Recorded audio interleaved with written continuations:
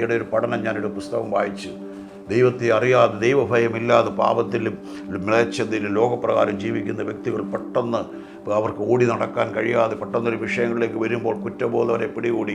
അവസാന സമയത്ത് അവരെ മരണം വല്ലാത്ത ലജ്ജ എന്ന് പറഞ്ഞാൽ അവരെ ഒരു രക്ഷിക്കപ്പെട്ടവരെയും യേശുവിനെ സ്വീകരിച്ചവരെയും യേശുവിനെ സ്വീകരിക്കാത്തവരെയുമായി പലതരത്തിൽ എന്ന് പറഞ്ഞാൽ ദൈവഭയമുള്ളവരെയും ദൈവഭയമില്ലാത്തവരെയും ലോകപ്രകാരം ജീവിക്കുന്നവരെയും ദൈവഭയത്തിൽ ദൈവരാജ്യത്തിൻ്റെ വ്യവസ്ഥ ചെയ്യും. ഇവരെ ഒരു ടെസ്റ്റ് പോലെ ഒടുവിലത്തെ പാലിയേറ്റ് കേരള വിദേശത്തെങ്ങാണ്ട് അവർ ടെസ്റ്റ് ചെയ്ത് കഴിഞ്ഞപ്പോൾ ആ ദൈവഭയത്തിലും പ്രാർത്ഥനയിലും ദൈവവചനത്തിലും ദൈവിക ഓർഡറിലും ജീവിച്ചവരെ അവരുടെ എൻഡ് വളരെ പ്രത്യാശയോടായിരുന്നു. അവരെന്തോ ഒരു എയർപോർട്ടിൽ നിന്ന് ഒരാൾ പോകുന്ന പോലെ ആ സന്തോഷത്തിൽ മറ്റവരെല്ലാം ആ കിടക്കുന്നിടമെല്ലാം അവർ വല്ലാത്ത ഒരു അവസ്ഥയിൽ ഭയപ്പെട്ട് കണ്ണുരുട്ടി ഭയപ്പെട്ട് വല്ലാത്ത വികലകമായ മരണങ്ങളായിരുന്നു. ഇതിൻ്റെ എല്ലാ അനന്തരഫലം പാപമാണ്. വളരെ ഗൗരവരമായി നിങ്ങൾ കേൾക്കണമേ. അവിടെ പറയുന്നു, മനുഷ്യ നീ എവിടെയാണ്? അവൻ പറയുന്നു, നഗ്നനാകൊണ്ട് ഞാൻ വിളിച്ചു പറഞ്ഞു. ദൈവം ചോദിക്കും, നഗ്നനെന്ന് ആര് പറഞ്ഞു? നീ തിന്നരുതെന്ന് കൽപ്പിച്ച വൃക്ഷഫലം തിന്നു. ആര് പറഞ്ഞു നഗ്നനെന്ന്? അതാണ് വേദപുസ്തകത്തിൽ ഒരു ഭാഗം പറയുന്നുണ്ട്, ആത്മാവിൻ്റെ നഗ്നത. പൗലോസ് പറഞ്ഞു, ഞങ്ങൾ വസ്ത്രമില്ലാത്തവരായിട്ടല്ല. എന്തോ പറയുന്നേ? ആത്മാവിൻ്റെ ഒരു നഗ്നതയുണ്ട് കേട്ടോ. എന്നെ കേൾക്കുന്ന ജീവിതമേ, ലോകപ്രകാരം നിങ്ങൾ ഏറ്റവും കോസ്റ്റ്ലി ആയിട്ടുള്ള വസ്ത്രമായിരിക്കും ധരിച്ചിരിക്കുന്നത്.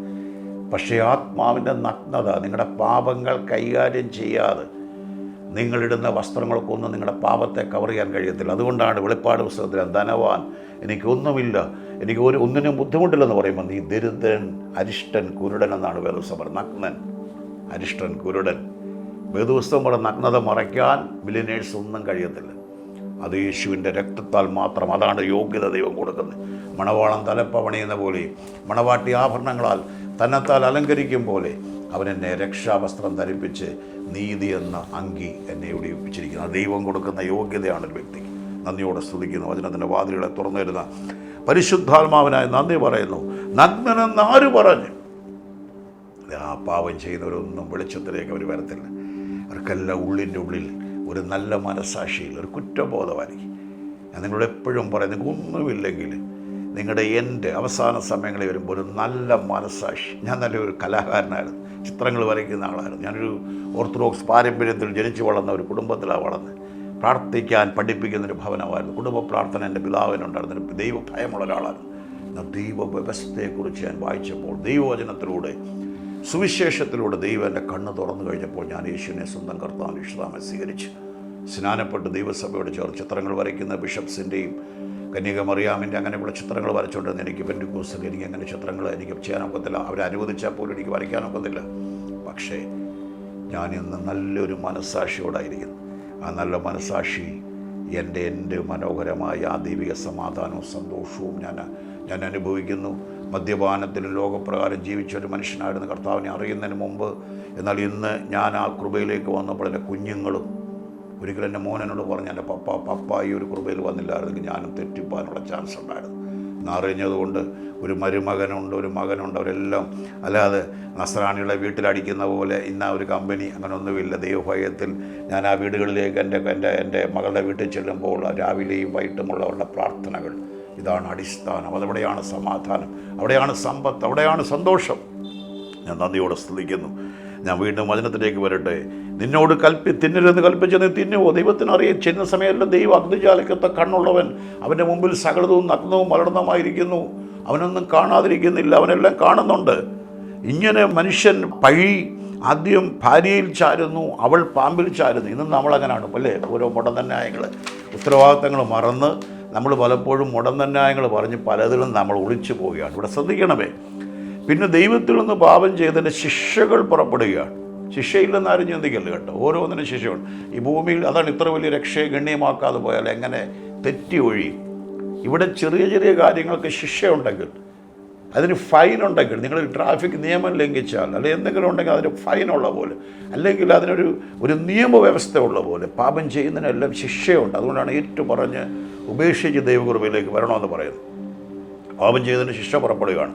ഭൂമിയിൽ നാം മനസ്സിലാക്കേണ്ടത്, ദൈവം പാമ്പിനെ ശപിക്കുന്നു, മനുഷ്യനെ ശപിക്കുന്നില്ല. നീ നിമിത്തം ഭൂമി വരണ്ടിരിക്കുന്നു. ആ ഭാഗങ്ങൾ വായിക്കണം. നീ നിമിത്തം മനുഷ്യനെ ശപിക്കുന്നില്ല. പക്ഷേ അതാണ് നീ നിമിത്തം മുള്ളും പറക്കാറുകൾ. പക്ഷെ പറയുന്നുണ്ട്, നീ നിൻ്റെ വിയർപ്പ് കൊണ്ട് നീ ഉപജീവനം കഴിക്കും. ഭാര്യയോട് പറയുന്നുണ്ട്, നീ വേദനയോട് മക്കളെ പ്രസവിക്കും. എങ്കിലും പൂർണ്ണമായ ശാപം പാമ്പിനാണ്. അതാണ് നീ ശപിക്കപ്പെട്ടിരിക്കുക, നീ ഉരസ് കൊണ്ട് ഗമിച്ച് ജീവിക്കും. മനസ്സിലാക്കണം, വളരെ ഗൗരവമായ ചിന്തയാണ്. പാമ്പെന്ന് പറയുമ്പോൾ അക്ഷരികമായി ഒരു ജീവിയെക്കുറിച്ചല്ല, അല്ലെങ്കിൽ ഒരു ജന്തുവിനെക്കുറിച്ചല്ല ഇവിടെ പറയുന്നത്, പിശാചിനെക്കുറിച്ച്. പക്ഷേ അതിനെ രൂപപ്പെടുന്നതിനെ ശാപമെന്നാണ് പറയുന്നത്. മുൻപൊക്കെ ഇത് ഉയർന്ന് പറക്കുകയും അങ്ങനെയൊക്കെ പൊയ്ക്കൊണ്ടിരുന്ന സാധനങ്ങളെ ഭൂമിയിൽ മണ്ണ് തിന്ന്, അതിൻ്റെ പിൻപിൽ ഒരു ശാപമുണ്ട്. അതാണ് നമ്മൾ കുറച്ചുകൂടെ പഠിക്കുമ്പോൾ അടുത്തത് ആദമിനും ഹൗവയ്ക്കും കൊടുക്കുന്ന ശിക്ഷകൾ നോക്കാം. ഉൽപ്പത്തി 3:14 വരുമ്പോൾ പാമ്പിനോട് കൽപ്പിക്കുന്നത്, നീ ഇത് ചെയ്തതുകൊണ്ട്, പാമ്പിനോട് പറയുകയാണ്, എല്ലാ കന്നുകാലികളിലും എല്ലാ കാട്ടുമൃഗങ്ങളിലും വെച്ച് നീ ശപിക്കപ്പെട്ടിരിക്കും. നീ ഉരസ് കൊണ്ട് ഗമിച്ച് നിൻ്റെ ആയുഷ്കാലമൊക്കെ പൊടി തിന്നും. ഇവിടെയാണ് സാത്താൻ്റെ ന്യായവിധി തുടങ്ങുന്നതും നമ്മുടെ രക്ഷകനായ യേശു ക്രിസ്തുവിലൂടെ നമ്മുടെ വീണ്ടെടുപ്പ് തുടങ്ങുന്നതും. അപ്പോൾ നമ്മൾ ആദ്യം കേട്ടു, കഴിഞ്ഞ എപ്പിസോഡിൽ നമ്മൾ കേട്ടു, പാപം എങ്ങനെയാണ് വരുന്നത്, പാപം എന്തിലേക്കൊക്കെ നമ്മളെ നയിക്കും.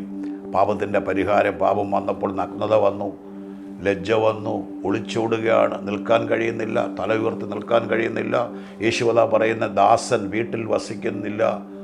യേശുവിലൂടെ വരുമ്പോൾ ഞാൻ പറയട്ടെ, ഇത് പറഞ്ഞുകൊണ്ടിരിക്കുമ്പോൾ ദൈവത്തിൻ്റെ ആത്മാവിന്, സഹോദര സഹോദരി, നിങ്ങൾ കോടികളുള്ളവരായിരിക്കാം, ഒരു കുഴപ്പവുമില്ല, ജീവിച്ചു സന്തോഷത്തോടെ ദൈവം തരുന്ന അനുഗ്രഹങ്ങൾ അനുഭവിച്ചു. യേശുവില്ലെങ്കിൽ, നിങ്ങളുടെ ആത്മാവിന് ചെയ്തില്ലെങ്കിൽ, അതാണ് ഒരു മനുഷ്യൻ ലോകം മുഴുവൻ നേടിയാലും അതിൻ്റെ ആത്മാവിനെ നഷ്ടപ്പെടുത്തിയാൽ. എങ്ങനെ ആത്മാവിനെ നഷ്ടപ്പെടുന്നത്? ആത്മാവിൻ്റെ വീണ്ടെടുപ്പ് യേശു ക്രിസ്തുവിലൂടെയാണ്. ആത്മാവിലൂടെയാണ് ജീവൻ ലഭിക്കുന്നത്. ആ ആത്മാവ് റിസ്റ്റോർ ചെയ്യപ്പെടുകയാണ്.